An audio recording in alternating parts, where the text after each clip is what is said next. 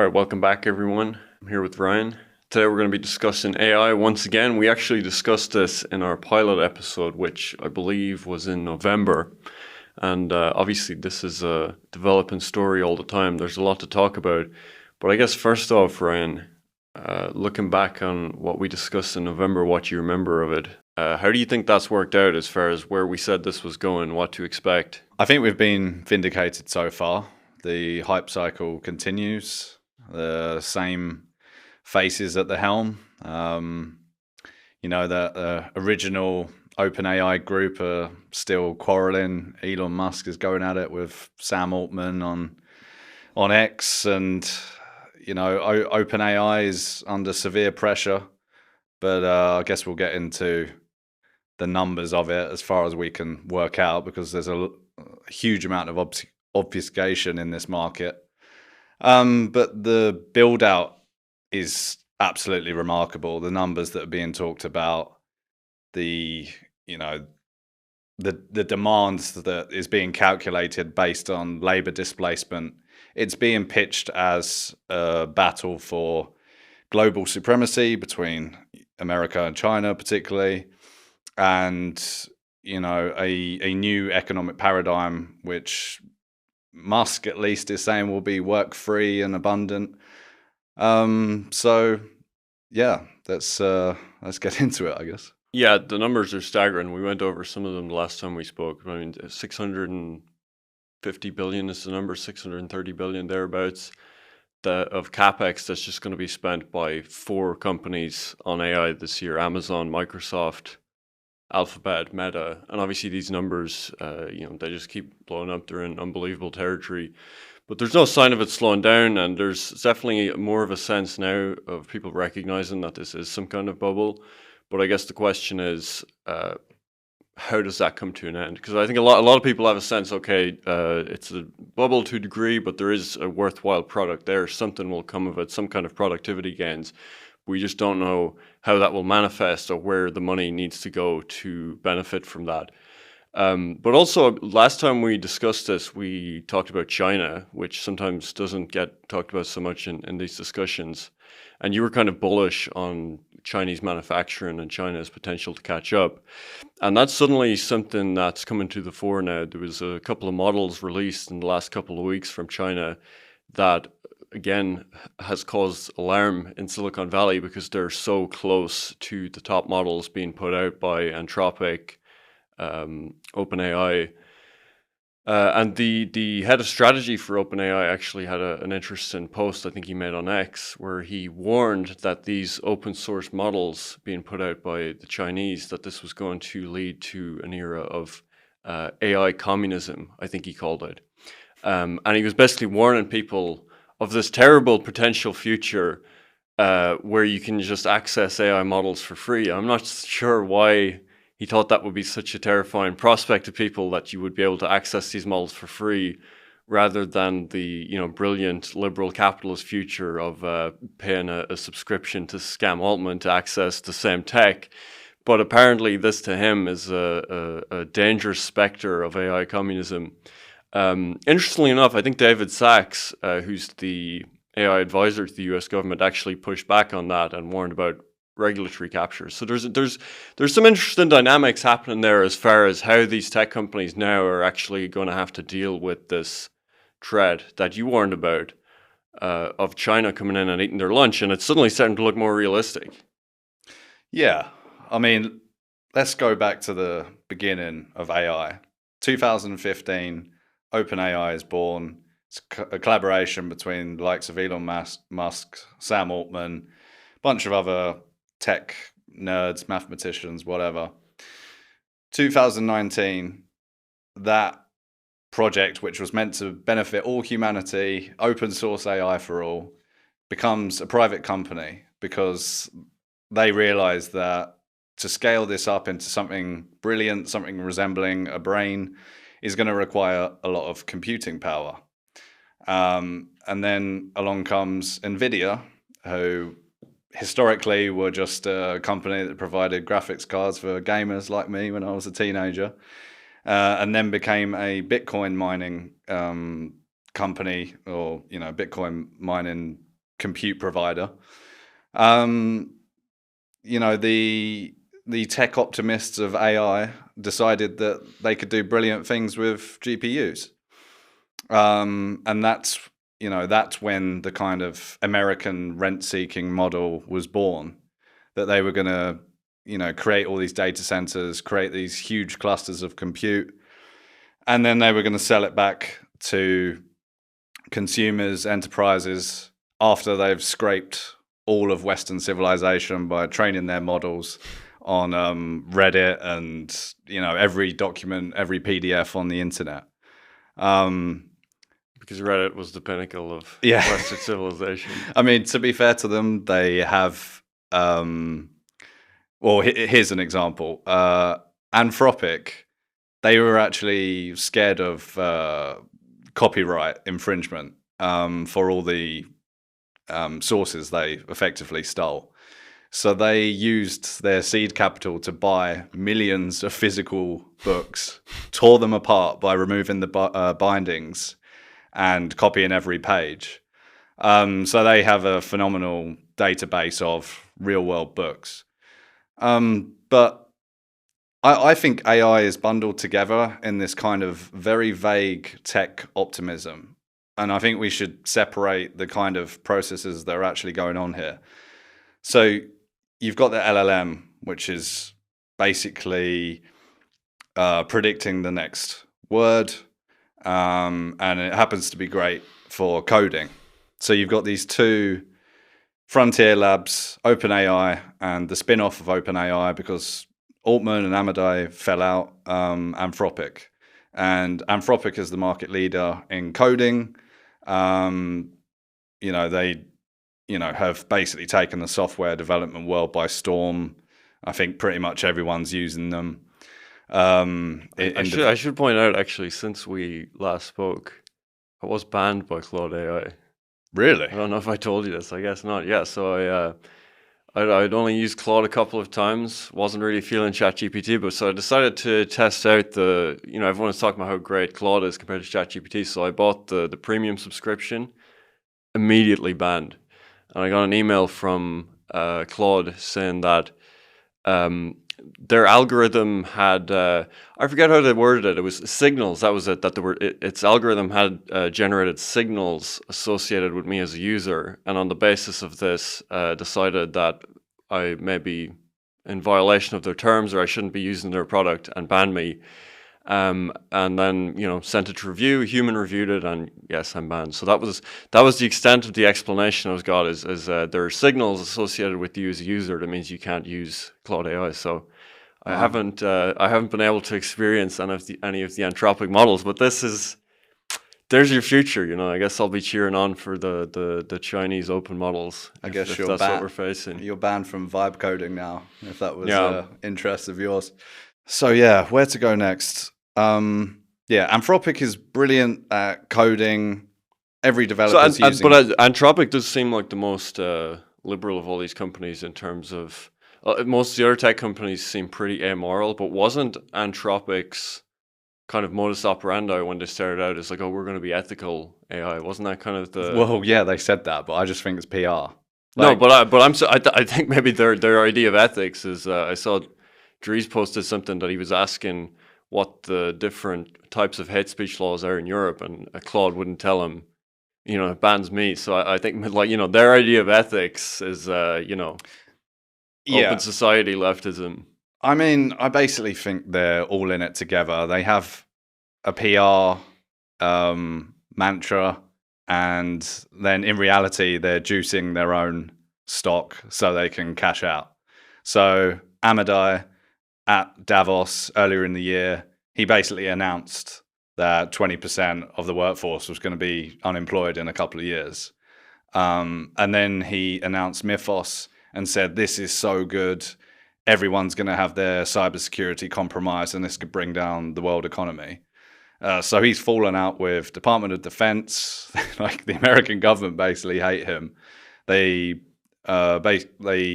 said that there had to be severe restrictions on the use of Mythos because it was such a risk. And you've even got the likes of Alex Karp of Palantir coming out and saying this guy's a clown. He's, scaring the voters. He's putting us in danger of, electing communists and Luddites and all this kind of Red Scare stuff. So there doesn't seem to be that much consensus between the various oligarchs associated with AI. They're all kind of feuding with each other, and they're trying to juice their own stock. And, Sam Altman says that AGI is coming. There are so many different layers to this. And then you've also got the hyperscalers who own equity in the frontier labs, OpenAI, and Anthropic. So they're incentivized for these to IPO at very high valuations. Meanwhile, there's Nvidia in the background. They're just trying to ship out as much compute as possible to, all buyers, which is basically just the hyperscalers. And to keep everything afloat, they're doing all these really dodgy circular finance deals, very dodgy accounting, where they're putting things on the revenue statements that really shouldn't be there, and they're hiding the debt.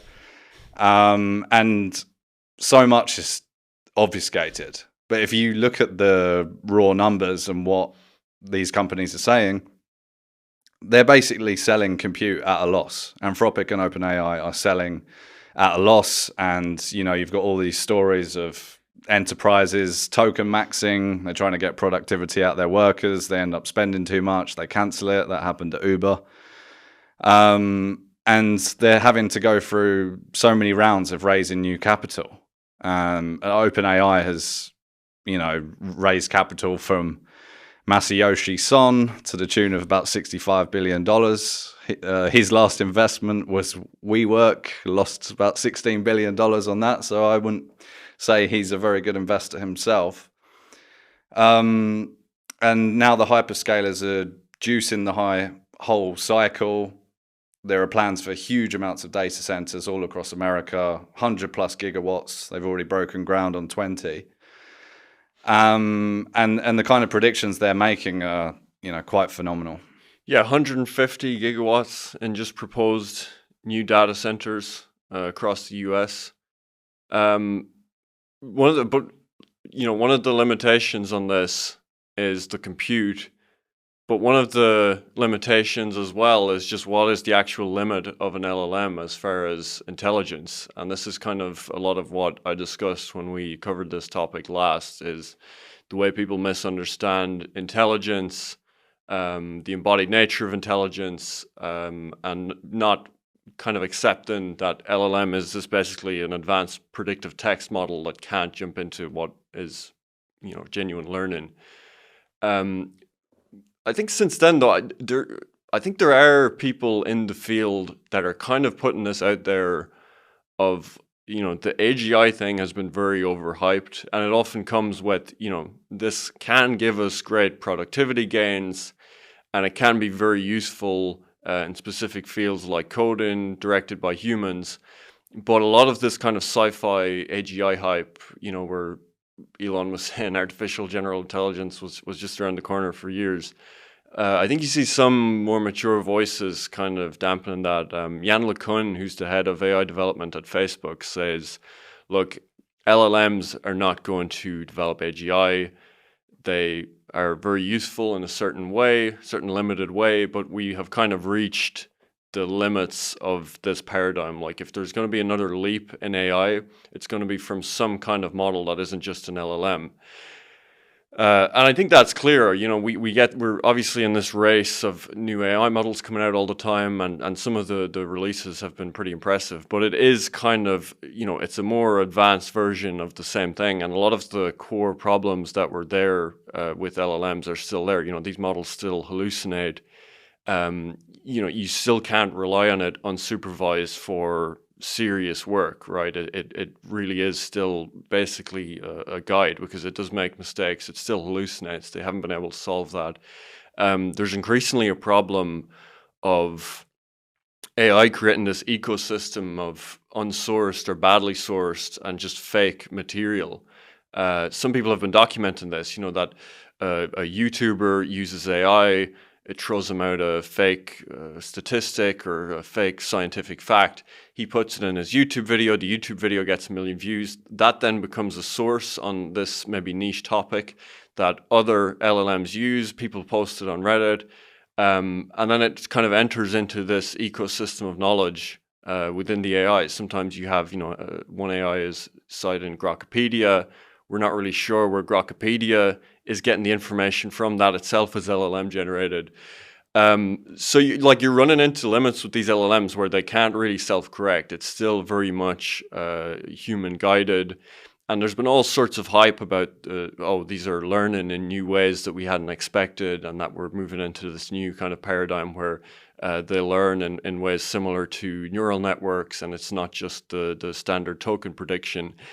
And as far as I can tell, this is all nonsense. I mean, anytime I've looked into these, it's kind of a sleight of hand trick where it's like, one extra step between the same kind of token prediction that's always been happening.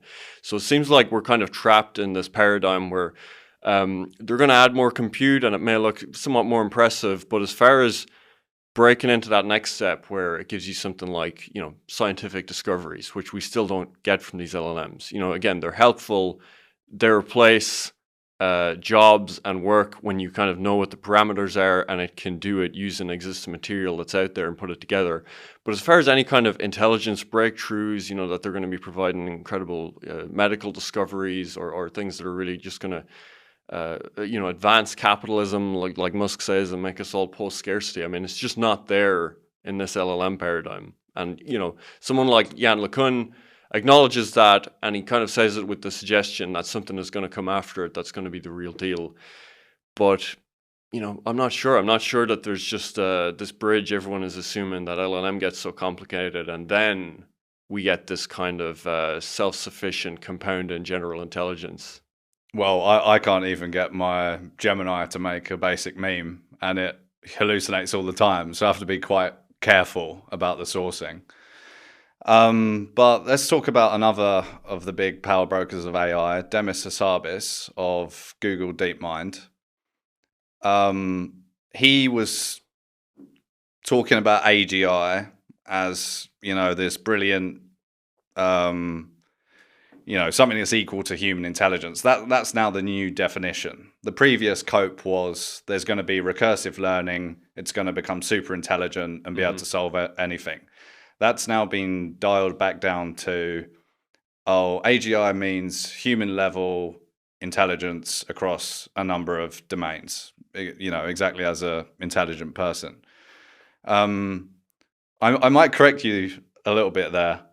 Demis Hassabis with Google DeepMind did solve the protein folding problem. And he won the Nobel Prize for chemistry for that. But the way that works different to an LLM is they use the GPU compute to do what they call reinforcement learning, where they basically give it a biological problem, chemical problem, run all these huge amounts of computations, and then they gradually work out how the natural biology works. And they were able to discover. Right, but that's the point. Did the LLM intelligently make a scientific discovery, intuiting how to synthesize these different fields and theories, or did someone that had this proposition use it to process a ton of data and then see how it works out? Yeah, they knew there were unknowns that were hard to record, and then they were able to use the compute to solve the unknowns, which were already known by biologists.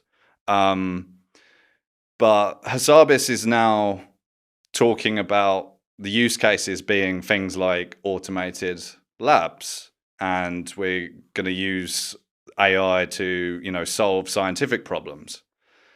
So overall, the projections have been downgraded significantly. And there have been signals among these people to, stop telling the public they're going to be unemployed and things like this. And, the AI build out doesn't get that much attention in the mainstream. It's kind of, talked about on finance podcasts and, tech nerd podcasts, but it doesn't receive much attention, in the news or politically. But yeah, Hassabis is probably the most trustworthy figure, I would say. Well, it's interesting how there is this kind of leftist populist sentiment of anti-AI oligarchs. Those kinds of people are especially disliked, the AI oligarchs, but also this like anti-data center trend, which is it's kind of cross left and right wing. Like you've got this guy James Fishback who's running in Florida as a Republican, and he's kind of a groiperous candidate, but he's doing this populist like I'm going to ban data centers in Florida. Um, yeah, it's kind of like a sloppulist meme. It's kind of like the most populist elements of the left and right are both doing this data center thing, and sometimes it's not really clear why the general public opposes these data centers. A lot of times, I mean, I think they have a sense it makes things more expensive and maybe is going to be damaging for the infrastructure around. But there hasn't really been a well articulated political case. I mean, it's basically just NIMBYism, isn't it? It's like, let's ban it in our state, and still have the gains of AI productivity, but just build it somewhere else. I think there's the cost concern of increasing electricity prices. There's the environmental concern. Things like the ugliness of a data center, the water usage, etc. But yeah, there are thousands of these things planned all across America. There's been a lot of resistance to it. These tech bros are even suggesting that the Chinese might be involved in leading this kind of movement. And Sam Altman has had 2 attempts on his life this year. A lot of people are very skeptical about it. And, the tech bros are blaming the likes of Amadei for, saying that they're going to be unemployed. And there is this big question that if the predictions do come to pass, and it really is as intelligent and disruptive as they are claiming, and as it needs to be for all the debt that's being accumulated, then yeah, people will be unemployed, and we will be in a semi-communistic economic paradigm. I mean, we should talk about. I mean, well, one question is what's funding all this then. You can get into the numbers, but I mean, the essential thing is that the U.S. economy basically has no growth outside of AI companies. Like that's entirely what's driving everything, and even growth in other areas of the economy, you could say is very downstream of the growth generated by the promise of AI. But that's basically the entirety of what the U.S. economy is built on right now. Would be in serious trouble.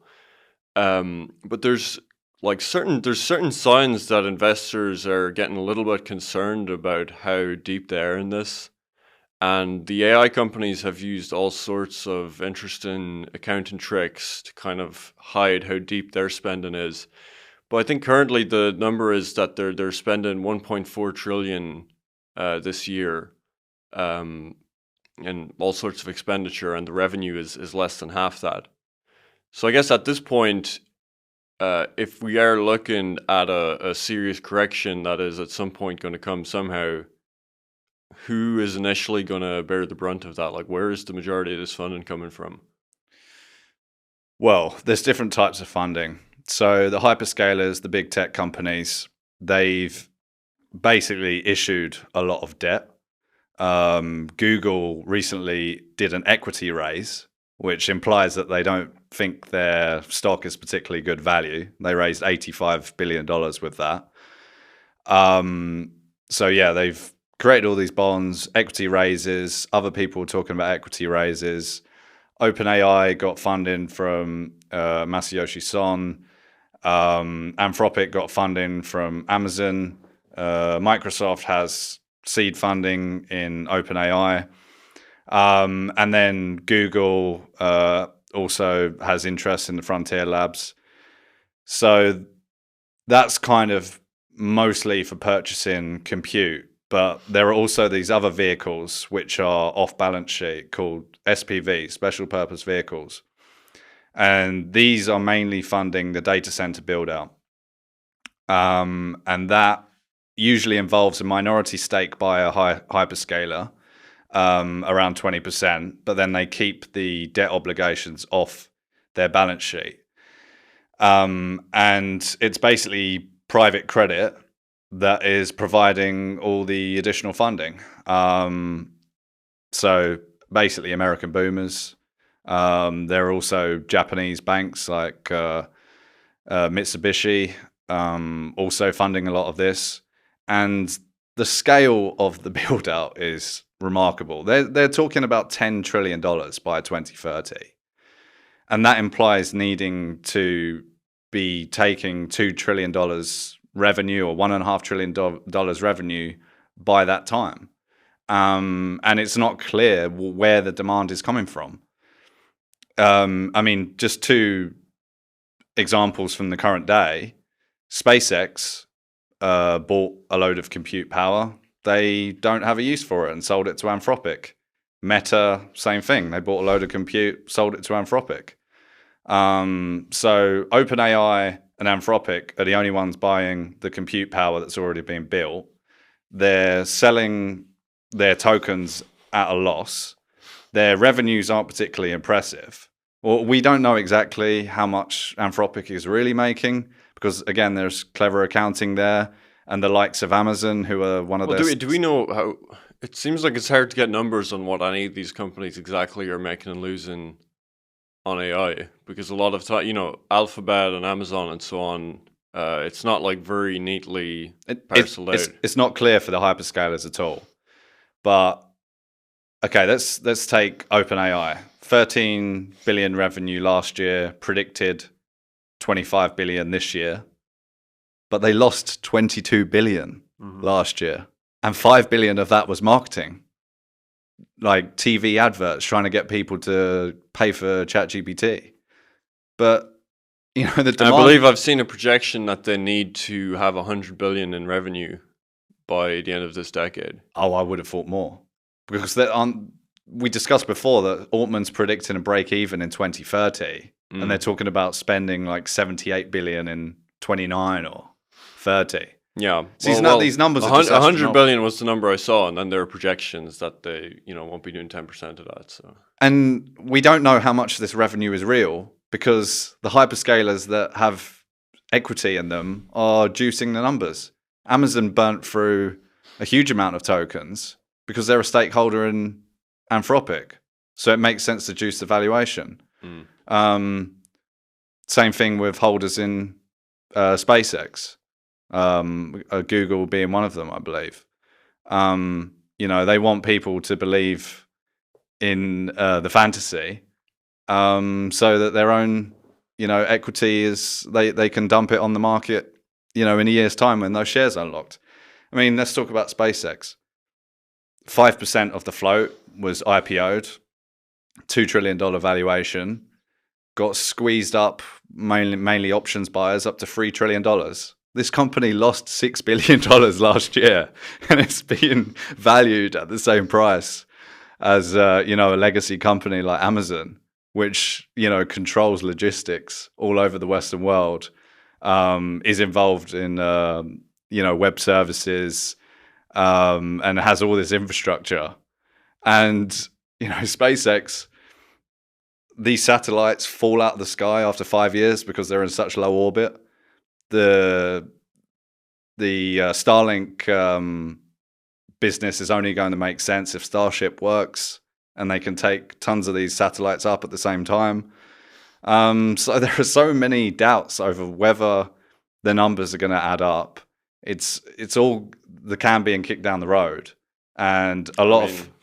You have to hand it to Elon. I mean, his ability to spin a narrative about a company and get people behind it is, you know, like when you compare the valuation to the revenue there, it's just insane. Well, yeah, think about the clout he built by purchasing X. You know, that would cost him 50 billion. But the equity he's been able to create since, out of being able to influence elections, being able to co-opt the right-wing populist movement, get people buying his companies, is, you know, remarkable. And, you know, society is just so involved in these hype trends. Same thing with the Odyssey. Everyone thinks it's a great film. It's just crowd following, madness. No one really knows what's going on. Yeah, but that's one thing that's different about this bubble, actually. I mean, if you look at something like the classic example is of a bubble, right? An investor bubble is tulip mania, right? Or you could look at the .com bubble, where you suddenly had a huge uptick in ordinary retail investors that own stocks. Like the amount of U.S. households that own stock went up by like 8-10% in a few years in the late 90s, early 2000s. And then the housing crisis as well. Ordinary people getting involved in this on the belief that housing prices just go up. Housing is an appreciating asset, and everyone was kind of in on it. So those were, retail led or heavily retail involved booms with ordinary people throwing their money in, and that was kind of a sign that something was wrong. But the AI bubble is something different. You're the uneducated boomer in the US is not throwing a lot of money at AI stock like people were with pets.com or business.com during the .com bubble, right? Like you discussed some of it there, but this is very much institutional led and money between these AI companies and huge investors. So what does that mean for the nature of it as a bubble? Like, have we seen a bubble like that before?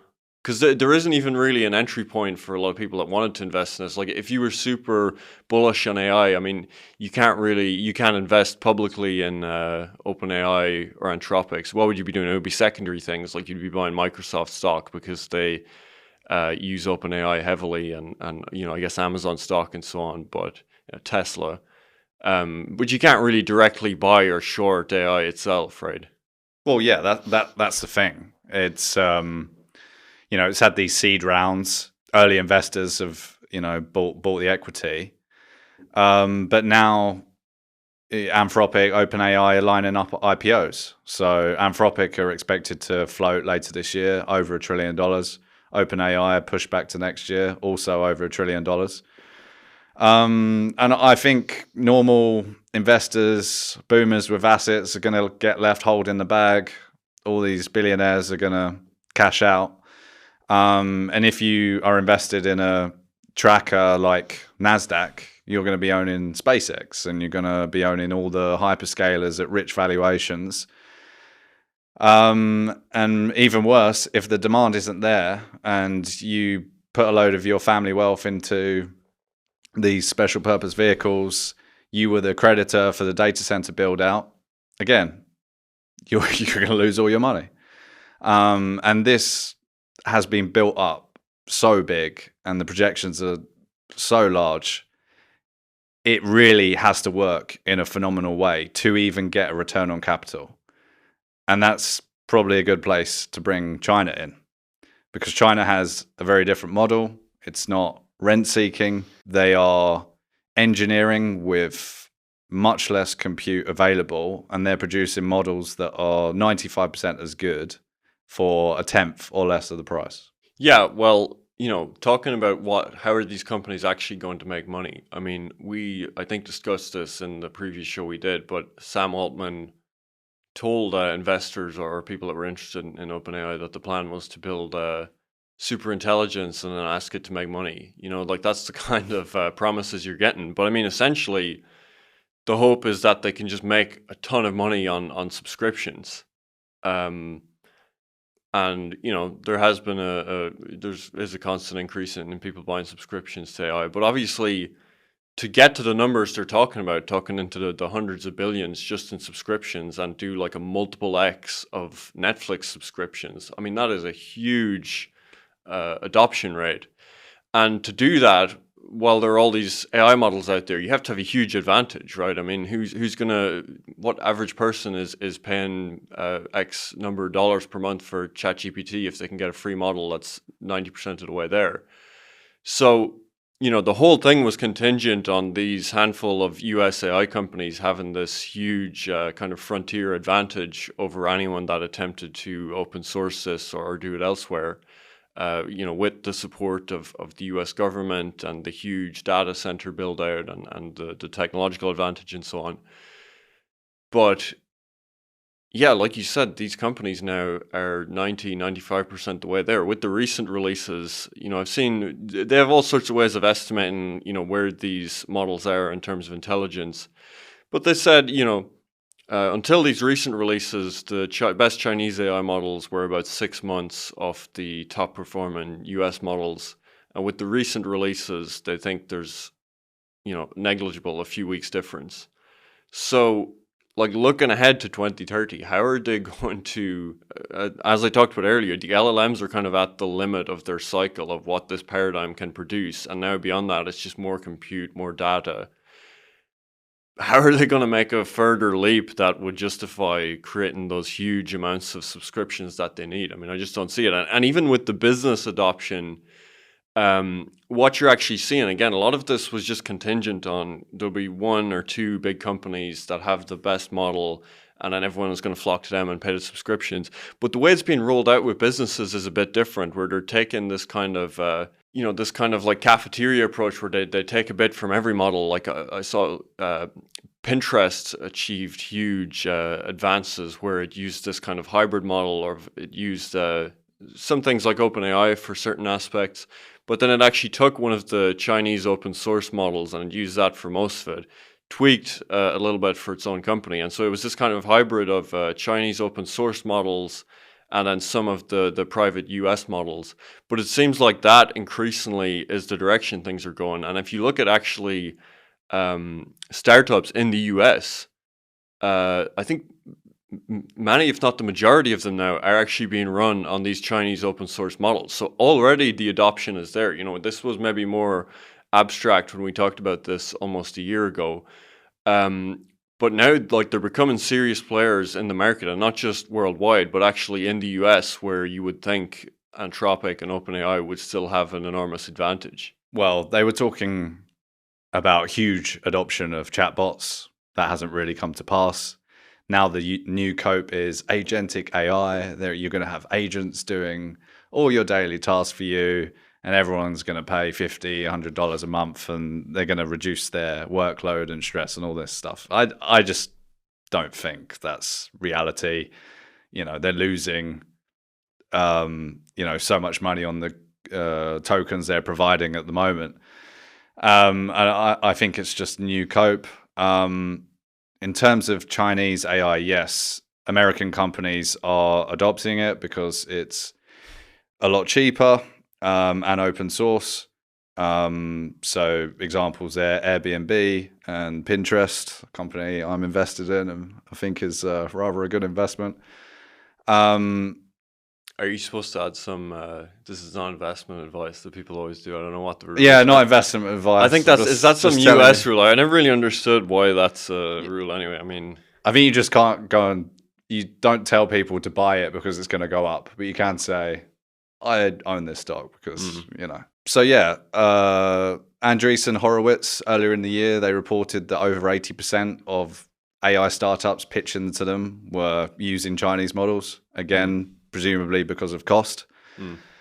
And China is kind of lining itself up to really undermine the American rent-seeking model. They're, providing these open weight models, three big companies, the Kimi model, the Quen model by Alibaba, and DeepSeek. And all of them are performing really well. Companies use them in different ways. But it's not really a rent-seeking model. It's more of a Chinese state influence model. And I think they're aiming for soft power by taking this approach to AI because they can't compete on the big compute model, rent-seeking model. I mean, they may catch up eventually. I do believe in Chinese engineering. I think they're very good at engineering. I think they will be able to reverse engineer the stuff that they do have. And I wouldn't be surprised if they're on par with the American chip makers within 3 years.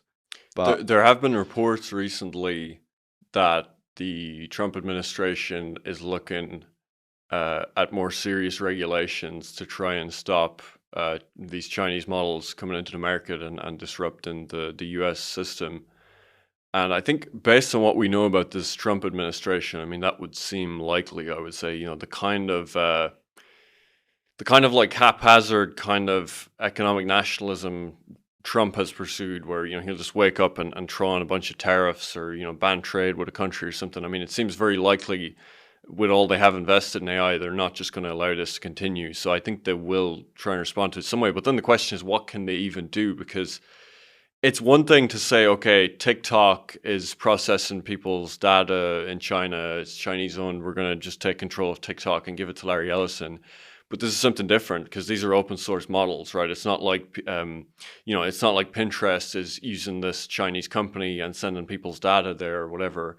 You just take the model. I mean, it's basically just taking an open sourced algorithm on the internet and using it yourself.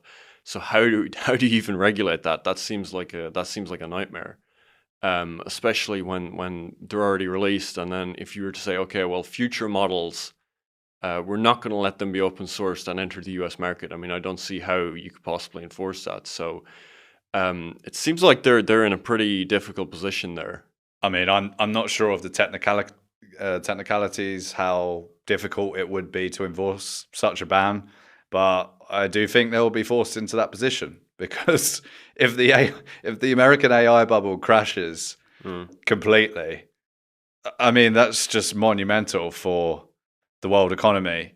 And imagine how indebted and how broke America will be if this build out completely flops, and America is just and China is providing, all the technology for a fraction of the price, and that gets mass adoption. I mean, so much power has been handed to the likes of Sam Altman and Dario Amodei to call the shots here. How big this is going to be, and there's all this crowd following. All these predictions by the banks that are exaggerated, saying how big it's going to be. I mean, some of the banks' price predictions on SpaceX stock is insane. Some of the banks have $10 trillion predictions on a company, again, that lost $6 billion last year. It's just mass delusion. Well, I would imagine another way they would maybe hit the Chinese companies is to say that there's huge abuses going on with intellectual property. Because, I mean, you mentioned earlier, was it Anthropic that's just scanning through these books and destroying them? It's just like a brilliant example of why people kind of hate these AI companies. But, I mean, I assume we don't know what models like DeepSeek are being trained on. But, I mean, I feel like we could be pretty confident they're not really respecting Western intellectual property law, and they're probably just tearing through everything they can get their hands on. And I'd imagine there's a case that can be made that this is very unfairly profiting from intellectual property in the West, and that violates all sorts of World Trade Organization rules and so on that have been used before to force China to lessen some of its statism with companies. But again, how do you enforce that to stop it just being open source and entering the market? I'm not sure how you can do that. And obviously, I mean, to even go that route of challenging foreign AI companies on that, based on what we know about what the existing US AI companies are being traded on, I mean, I don't think that, there's no respect for intellectual property with this stuff. I mean, they've in the past valued it at whatever, like I think there was a case where they valued it at $5,000 per book that they trained it on. And they were taking these kinds of like indie authors and secondary books and so on. But I think it's very clear in the way they process data that they're eating up huge amounts of intellectual property. And obviously, there are thousands, millions of artists, scientists, everyone else that are not being credited and paid for their work, and that's just too far gone now. There's no correcting that. I mean, it's basically a steal first, deal with the consequences later kind of model by a lot of these guys. And yeah, I mean, the latest cope is that the Chinese have been stealing all the weights by setting up thousands of accounts and working out how the models work by, culminating all the data and then reverse engineering it as far as possible to create their own models. I mean, it wouldn't be any different from what the Chinese have been doing for the last decade. So it's, not as if it was unpredictable. And, that's just the world we live in now. Information is very democratized. I think there's huge decentralization going on in, all different fields, particularly military, particularly, intelligence. Any which way you spin this, intelligence will be decentralized by AI. But I do think you can make a political case. I mean, this is obviously, AI is coming to the fore of politics now, and you hear people on the left and the right talking about data centers and talking about Palantir and Oracle and these kinds of things, and everyone knows who Sam Altman is and so on, and people follow this drama. But like I said, it's kind of a misdirected, vague populism that, they're taking our data and making society worse. But I do really think you can make a case on the basis that basically their business model is they mopped up the public commons of knowledge, of intelligence, scientific discoveries, Wikipedia, Reddit, where people were just posting publicly, just scraping the internet, taking open source books that were out of copyright and so on. But it's basically the collective pool of human knowledge over thousands of years. That's what they used as the substrate for these models. Plus, you can also say, the original science, the original theories behind LLMs, that was open source. I think some of the most influential work in it came through like Princeton University, and these were scientists doing open academic work. And then obviously you can just look at the technology and how much the US government and DARPA and NIH and so on were involved in the development of all of the important hardware for this kind of thing. But I think on the basis of that, you can say like the substrate for this is, the collective pool of human knowledge, and thousands, millions of individuals, scientists, authors, philosophers, whatever, that contributed and did it not expecting that this would be used for private profit. And it is. And yes, there is a kind of private innovation there in terms of obviously the way they scrape it and process it and present it for a user. So, it's not like something like someone just, grabs a piece of land full of oil and takes 100% of the profits or something like that. Like there is a contribution there that you don't want to totally disincentivize. But I think you can definitely say that this is a unique form of rent extraction if these companies make monopoly profits, and therefore there has to be a way to somehow decide what chunk of that properly belongs to the public as having been built on this public commons of human knowledge, and say that we're just taking that back, whether that's somehow taxing windfall profits, some kind of distribution of stock that would go into a sovereign wealth fund. These kinds of ideas are being talked about. Now, obviously, I think if you did that and you say, okay, windfall profits beyond a certain point are going to be heavily taxed in a way other corporations aren't because of this public element. Well, I personally think these companies will actually never reach that, so it's probably not going to be a problem anyway. Because most likely, what's going to happen is the open sourcing of this stuff is kind of just going to nuke the profit margins of these companies. Well, OpenAI were trying to make the US government responsible for their debt. So they're already the hints to this kind of thing. But I agree with you. It's essentially scraping Western civilization, creating a hive mind out of Western people, and selling it back to people, and maybe give a few scraps of UBI to all the people that became unemployed if it works out. I mean, the numbers that they're talking about in terms of disruption, unemployment are remarkable. McKinsey is predicting between 4 and 800 million people unemployed in the next few years. A more modest estimate by Goldman Sachs was 300 million, and World Economic Forum has they predict that there will be basically as many jobs made as created, so they're sitting around neutral. I'm very skeptical how they calculate any of this, though. I mean, McKinsey has really lost its reputation. I mean, a lot of these tech bros openly mock them now. Yeah, I mean, well, because these projections are really built on speculative, like what can super intelligence do in 15 years kind of thing. But I mean, if you look at the actual surveys of existing companies, I mean, I saw one, they surveyed 6,000 CEOs in Anglosphere countries like Australia, the UK, America, and 90% said AI has had no impact on employment, and 89%, pretty much the same number, said it's had no impact on productivity. So apparently 10% of companies are noticing anything at all. I'd assume it's a lot of software developers. Certainly it's been impactful there. But, as far as this rolling out to the general economy, I mean, it seems like it's very speculative, and any numbers on it, I just wonder where people are pulling them out of. Yeah, exactly. I think there was, most of the revenues are created by software developers in these enterprises, and many of those have found out that it wasn't actually that productive. It worked out for some companies, not others. There was all this talk of job losses being created by AI, but there is an incentive for CEOs to sack staff and make it look as though there's disruption there, and they don't need as many staff to increase their margin and get their stock compensation.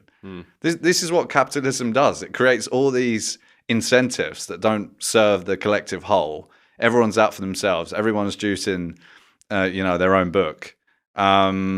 Meanwhile, the same people are buying bunkers in New Zealand and islands and stuff because, they're probably smart enough to see the doom coming if it doesn't work out. So I guess, our message after all this is smash capitalism, tax the rich. I mean, what we've just said there, nationalize the AI companies. The natural conclusion of this theft that has occurred, the scraping of Western civilization, is that it's shared among the West.